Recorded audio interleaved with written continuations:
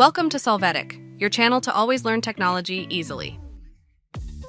Below in the description, you will find useful links we used in this video.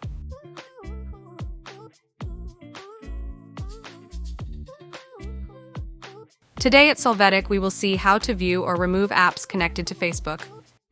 We start by opening our Facebook profile. After that, click on the account icon. Then, click on the settings and privacy icon. Next, click on the Apps and Websites category.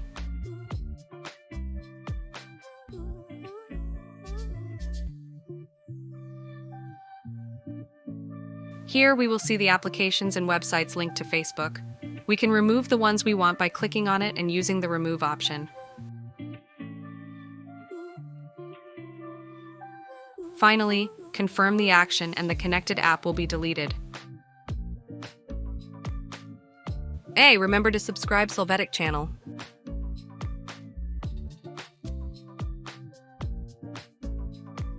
We hope it has been helpful for you. Here are links to watch more videos of your interest and subscribe to the Solvetic channel. Thank you.